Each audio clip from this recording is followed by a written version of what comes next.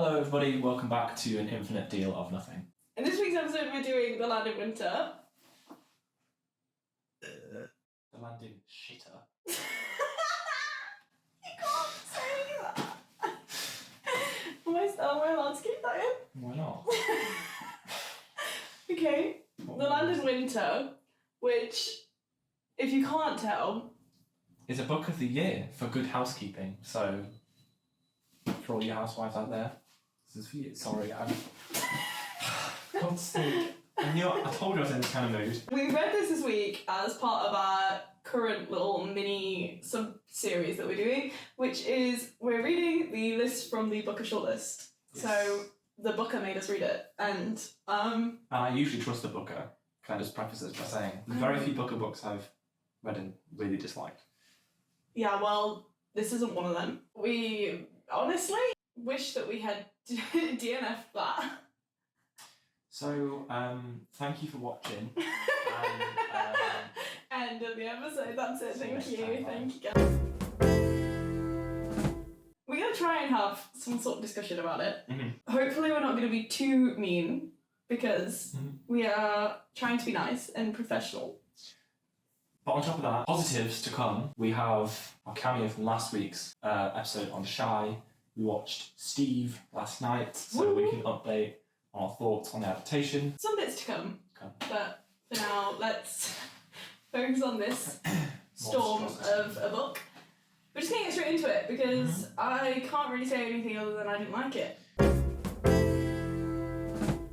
Okay, so we'll start by saying that The Land in Winter essentially follows two couples, Bill and Rita, and Eric and Irene, and this is set during the kind of big freeze winter storm of 1962. And it's set in the West Country. We're dealing with the effects of World War II, some nearly 20 years later. So we've got those linear effects. We've got this huge miraculous storm that happened. You know, some people that read it may remember the storm. Who knows? Yeah, who knows? So that's it. It's historical fiction. I enjoy historical fiction personally. We've been reading a lot of historical fiction lately. This won the Sir Walter Scott Prize. Safe to say we don't believe that it deserved it. Anyway. That's like the biggest historical fiction prize. Jesus Christ. Why is it Walter Scott as well? That's kind of... Should be the Sophia Lee Prize. Sophia Lee. So yeah, this is a historical fiction book. Mhm. This will give us an opportunity to talk a little bit about historic fiction and what we've just learnt about it, because it's really interesting. Mhm. But we'll unpack that a little later, because then you've got something that we're actually happy to talk about at some point. Yeah, so the plot of the book, we're sort of trapped in the West Country with these two couples. Each chapter gives you the insight into one of those people from that couple. So it jumps each chapter. We start one chapter with Eric, one with Bill, one with Irene, one with Rita. Oh, both women are pregnant. Preggers. It's a character-driven book. However, it's a character-driven book that, in our opinions, has no character. I was really disappointed with the lack of dimension in any of the characters. Yeah. We were both saying before we read this, other than the time in which it's set, I'm not a particularly big fan of World War fiction and like post-World War fiction when it's got specific preoccupations with the effects and long-term effects of the war. However, the concept of this, about having the two couples trapped, isolation, claustrophobia, atmosphere of this brewing storm, pathetic fallacy in relation to their relationships and breakdown of relationships or whatever, basically being forced to stay in a place together, sounds great. Sounds like a great short story, and if you're an amazing writer, sounds great for a novel potentially, if you're like Claire Keegan or something.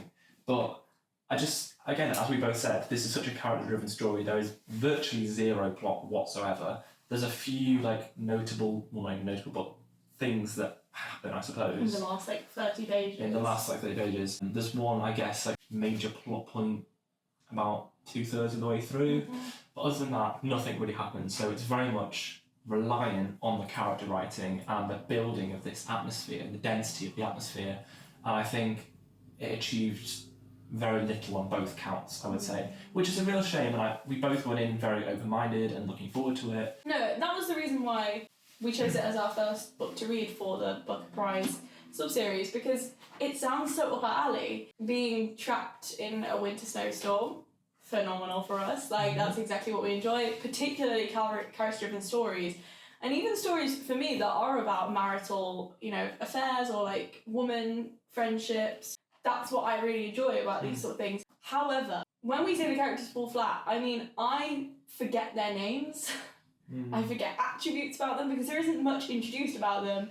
The characters are incredibly one-dimensional. The single most embodiment of that is the weather itself. I went into this book thinking the weather's going to be a character, it's going to play into it, it's going to be metaphorical, or it's going to embody some sort of pathetic fallacy, some sort of play as a part of it. It sat very firmly in the background. And when it was mentioned, it was simply like walking on the snow. It also didn't happen until like nearly halfway through. And I think very little time was spent with the storm. Yeah, and what you were saying about you enjoy stories about female friendships, especially.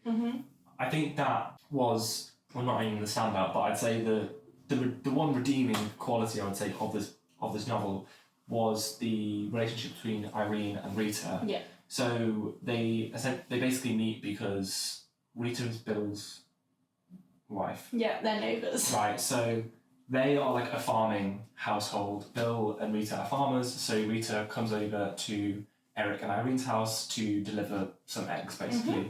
When Eric is out, Eric is a doctor, so he is up and out, as we are told. Often. Very often. So Rita knocks on the door, offers these eggs to Irene, and they kind of strike up a friendship from this. They talk about cinema and their husbands, which their husbands can't ever talk about them because 1962. So I'd say that was the redeeming quality for me. Yes. Was the few scenes that we did have with those two kind of having conversations, even just mundane conversations and interactions. There was like a nice subtlety to their relationship, which I did enjoy, and that happened quite early on. That started quite early on, and I wasn't particularly impressed from the offset. However, when this first scene took place where they did meet each other in Irene's house, I felt a little bit of hope for what was to come, but sadly that fell off very quickly for me. I feel similar. One thing that started to strike me at the beginning of the book was its slight nod towards the characters' struggle with their own identities. And I really felt there was potential there because obviously you've got the classic for women in the 1960s, they're married, they've lost their past, and we sort of see into that. Rita is shown to us as being like an sort of showgirl. She used to be in the club. Sorry, that was just a drink of me right now. Yeah, so Rita's shown to us to be a showgirl. Not the last though. You've got that classic plot point of the women losing their identities after being married to their husbands. Rita's shown to us to be an ex-showgirl. She used to work in the club. Irene, we don't really see much of, if I remember correctly. No, I don't really know if I'll call about her, to be honest. And Bill, we don't really know an abundance about, but we do also see him struggling with his own identity, having left his father and moved away to be this farmer. There's moments that we see the farmer that used to live there sort of lives almost as a ghost in the house. There's certain elements of his life sort of overhanging theirs. Which also comes to my other point. Rita and Bill are an abundantly more interesting couple than Irene and Eric, despite the fact Irene and Eric have the leading plot point throughout the entire book. Because it's very difficult to care for their characters despite their marital situation being the primary plot point of the book. Yeah, and their marriage is fraught. Their marriage is it's questionable. But their characters fall incredibly flat, so that plot point also falls incredibly flat, and that sort of sums up the entire book. Because if you can't care for the characters, if there's nothing about them, what are you actually reading it for? And that's our biggest question when reading this. But Rita and Bill did seem to both of us the most interesting ones. Maybe that's because we both really like farming and I want to be a farmer. But there are quite interesting quotes about Bill battling with that ghost of the past farmer, almost like he's having to carry on this male legacy, which is interesting because Bill is sort of caught between two legacies, his dad wanting him to be one thing and him wanting to be another. But on the farming aspect of things, the farming side of things, I think again in terms of redeeming qualities, initially for me it was those quite mundane monotonous descriptions of Bill going out and feeding the animals and doing the farming and opening the gates and walking the fields, etc., etc. I think the thing with this novel is that it relies so much on its quote-unquote nuance and the fact that all of the plot and all of the conflict is meant to be interior and kind of psychological. That's where it missed for me, is that I couldn't quite pick up on the psychological nuance of it, basically. But I think the moments where you did see that was with, as I said before, the subtlety of the conversations between Rita and Irene, but also the times at which Bill was doing this monotonous work and, as you say, being kind of haunted by the farmer who formerly lived there and worked the farm. But also you do get some instances of that kind of free and direct discourse. We're hearing what he is thinking as he's performing this labour, essentially. So I did enjoy those moments, but isn't that? A quote for that: "Down from Oxford without a degree, the whimsical purchase of a farm you couldn't possibly make money from however hard you worked. The whimsical purchase of a bull that didn't like cows. A marriage, also whimsical, to a woman more suited to being a mistress than a wife, whose past he thought he would be better off not knowing too much about. Endless questions of character, his rather than hers, of what he was and what he should be. He couldn't place himself, at 29 years old, unformed still." That really encaptures Bill's internal struggle of his own identity. And similarly, we have Rita's, as you say, mental struggle, quite seriously so. She deals with hearing voices in her head throughout the book, which isn't really explored a lot or acknowledged much, which again seems a little like there was almost potential there that was lost again. But this goes on with the new pregnancy. They'd come back, men's voices, older men mostly. She used to know how to distract them, but they didn't run after the thrown ball anymore. They had become subtler, more distinct, less in her head and more in the air around her. Today they were pretending to find things funny. Little Rita Lee talking to the doctor's wife, what a hoot. Little slutty Rita Lee, filthy, child-murdering Rita Lee. The poor woman will have to scrub her kitchen top to bottom. She'll have to fumigate it. She'll have to take a bath with Dettol in it. And when her husband comes home, the doctor, he'll give her pills to calm her down, and then he'll march over to the farm and tell Bill that if his disgusting wife tries to visit again, he'll have them both arrested. Yeah, that is another weird conflict that does kind of rear its head in the book, is that strange suspicion that Eric is a bell end. That strange suspicion that Eric seems to have for Bill and Lisa about the fact that he doesn't seem to want to accept the fact that his wife has her own kind of social life, albeit with the neighbours. But I suppose that attests to the point even more that he does seem to have this gripe with his wife having a life while he's not in the house. It brings me to another point that I was saying to you before. My issue with Andrew Miller's stance as an author on this, from what I can see, he lets a lot of things slide with his characters without any kind of resistance at all. And it's not like, if you have a bad character in a novel, you don't let them do their bad things and then very explicitly say, this is bad and they shouldn't be doing this and I resent them for doing this. But I do think there's a lot of instances in the book where there's like casual racism, casual sexism, etc., that he does just kind of let slide from an authorial perspective. Do you know what I'm trying to say? Yeah, so though there's not necessarily going to be any repercussions for that because of the context of the time period that the book is set in, it almost seems like the writer is not also condemning that. He's sort of complacent as just saying, well, that's normal for that time period, so I'm going to write that. And that's okay. And I think that comes into the stereotypes that the characters play, and he just sort of keeps them at stereotype level. This was my problem significantly with the identity rant. He had set up something quite interesting there. Rita in particular, her past is kept very much under sort of cloaks and daggers. We don't really see much of it. We don't know much about it, but we get hints. Bill's sort of conflict with his family is stereotypical but also interesting. Eric particularly suffers from this. He is the most stereotypical 1960s husband I have ever read in my entire life. If anyone's read it or anyone's going to read it, the main plot point of the book is Eric is cheating on his wife. He has a mistress. Shocker, it's the 1960s. He's in a supposedly unhappy marriage. We're going for a stereotype. He lives a seemingly okay life, though his marriage is questionable. He's a doctor, it's stressful, but we don't really see any leading conflicts between him and Irene that would push him towards a mistress. And he even acknowledges this in the book. This is the problem with his actions. Because they're pushed to the point of being stereotypes. We don't see any motivations for any of the characters. So when we see Eric going to his mistress and acknowledging, I could just cut her off tomorrow and then I could live my happy life again and go back to my wife and pretend that none of this happened, I've just blown off some steam. Well, you're just a bit of a knobhead. Andrew Miller's setting this up with an intention of like some serious dramatic irony, because we're seeing Eric's life and we're seeing Rita's life, or Irene, whoever the fuck she is, Irene, yeah. respectively. Mm-hmm.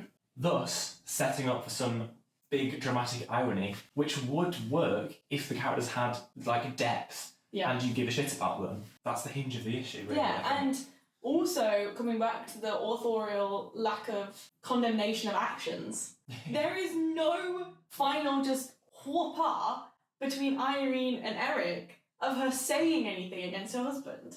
And again, of course, it's the 1960s, women, housewives, they just sort of have to accept these things. We see that in the book. Alison and Frank and everyone all come to a party. Two characters whose name escaped me because I got confused. They are a couple born from an affair. The husband's wife is aware of it, completely okay with it. The husband is saying, I'm spending the Christmas with my mistress and I'm so guilty and I feel so awful about it. He's doing it anyway. We're seeing these examples of affairs in the background and we're just seeing the same thing over and over again. We're seeing complacency, we're seeing no repercussions to the actions, so there's no emotional charge to that. She's pregnant, she's a pregnant woman. You're gonna feel sad when she finds out her husband's having an affair, whether you care for the character or not. The fact that that did not hit more proves how little the character writing actually succeeds within this book. There's this whole thing throughout the novel where like characters leaving each other notes seems to be like a thing that's happening a lot, because you know one person's coming in the house, one's going out of the house, so they're leaving each other notes. Whatever, that's what couples do apparently. My issue with that is I feel like Miller was trying to do something with an air of pretension where he kept mentioning these notes and what the characters are doing in response to these notes, like what the actionable response was to what they'd read on this note that their partner had left on the kitchen table. As a result, we never get to see any of the notes, what's on the notes whatsoever, which again would be fine if it wasn't this book. It felt like lazy pretension to me. It all falls flat. Felt like he was doing that as some kind of like clever little, you know, oh, here's a letter, but you don't have to read it, but here's what they did in response to the letter. Yeah. Great, but like, make me give a shit before you do that. This book felt like he had a lot of ideas, but he hadn't actually thought how those things interact with each other and what final outcome they would all have.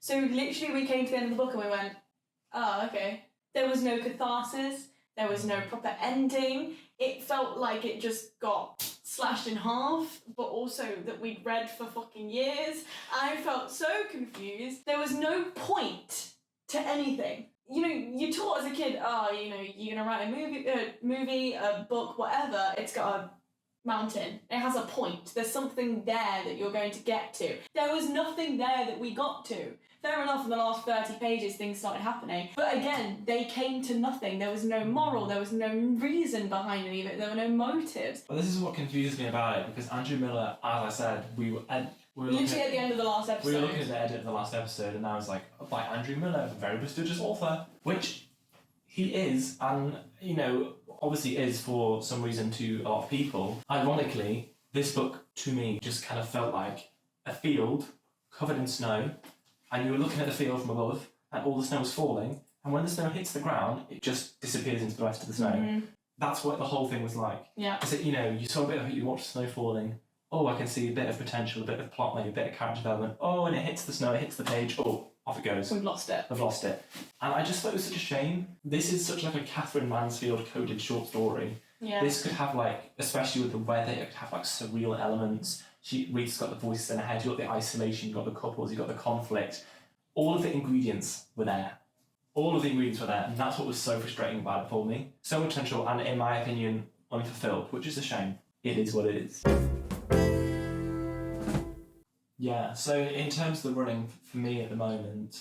If this wins... From what I've read at the moment, Audition by Katie Kidsmiller is still sitting at the top of my winning pile. Mm-hmm. So she's my winner thus far, but we've got more to read, so we will report back. Yes. But safe to say, not a fan. Passing this one up. Just to briefly, not that it's necessarily good to compare so directly, but if you compare it to the likes of Audition, which is also on the book shortlist, this is another book that Granted, it is probably about half the length. It's pretentious, like this is trying to be. It has very little to no plot. It has a huge hinge point in the middle of the book where it makes such a drastic, extremely, absurdly literary shift to the point where you just go to the second half and you have to... The author is just asking you to accept this drastic change in circumstances that is frankly, like, essentially impossible, but for the sake of this kind of like avant-garde novel, you have to accept it. Like, that's ridiculous and nothing happens and whatever. And yet it is one of the best books I've read this year. Mm-hmm. So I think it does come down to the fact that no, a book doesn't have to have loads of plot. Obviously not. Loads of my favourite books, absolutely nothing happens in them at all. But there needs to be some purpose, there needs to be a point. And if it's about a character, there needs to be an interior life to the character. Just to briefly kind of compare to the likes of Audition, which is also on the shortlist, because they are in competition at the end of the day. That's why Audition so far sits, leagues above The Land of Winter. We have mostly seen good reviews. It's mostly been 5 stars, it's mostly been 4, it's mostly been 3, but pretty high reviews. Everyone's held it in really good regard. The odd few savage ones. Oh, I have an example. So I did screenshot this because I just thought it was quite an interesting example. Obviously, your opinion of a book is valid, full stop. But I think because this has such high praise, and Andrew Miller as an author has so much praise, when I finished it, there was like a skepticism within me as to like, have I missed something? Am I just being stupid? What am I missing? But granted, this person still gave it 3 stars. So this is Gemma's review on Goodreads, but I'm just going to read literally the end of it because it is funny, but it does sum up, I think, the book. So they say, a crescendo of activity happened in the last 50 pages, but I felt it was a bit incoherent. I was 2 pages from the end and thinking, how can there still be plot at this stage? When I spent pages and pages reading about what type of tinned soup Eric was eating. It just felt like an amalgamation of lots of different plot ideas that didn't hang particularly coherently together. When I finished it, I went through reviews, as I always do, after I finished it. Thanks Gemma, kind of summed up what I thought of it very coherently. But that's the argument. But, if you had conflicting thoughts, let us know what you thought. We'll be very intrigued. Obviously, always open to discussion, debate, change our minds. That's the whole point of this. It's the whole point of this. So, we like it when we have conflicting ideas, but sadly on this occasion we do not. I hope we articulate our distaste in not like a hateful way, but in a constructive and productive way. Yes.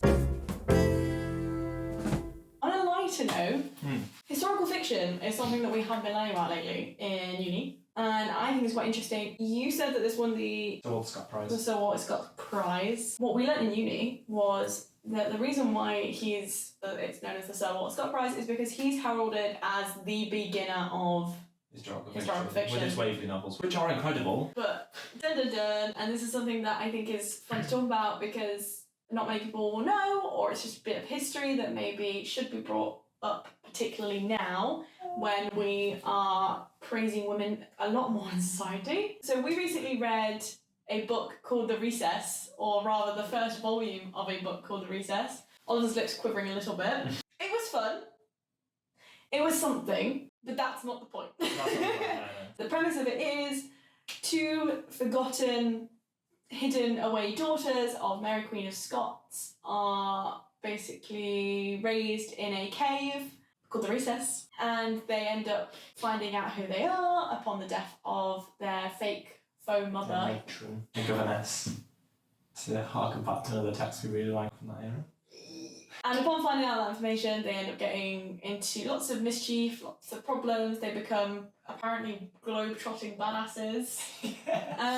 Sophia Lee, that wrote that book, Icon, was the first woman and first person ever to write an example of historical fiction. Yeah, and this was approximately 20 years before Sir Walter Scott.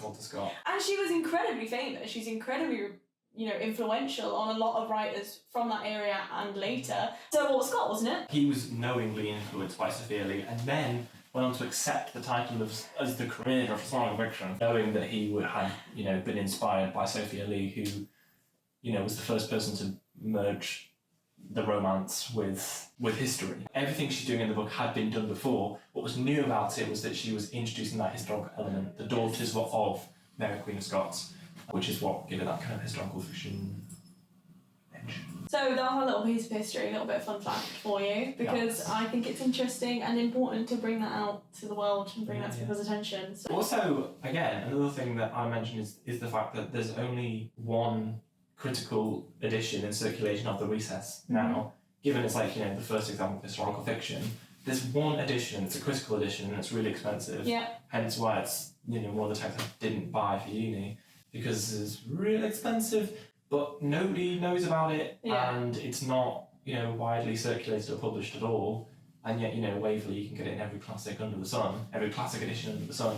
So why isn't Recess the same? And it is insane because her influence was crazy. She was massive. Yeah. She's referenced in so many books. I think even Jane Austen mentioned her in one of her books. We were taught that female writers back then had to use their female characters to discuss female books that were of like the romance or the Gothic tradition because they were only considered female books. So the critical writers wouldn't actually review them. And so the way that they would review them was by getting their own characters to talk about them in their books. Almost every book that we were shown that referenced the Recess spoke about it in a very high way.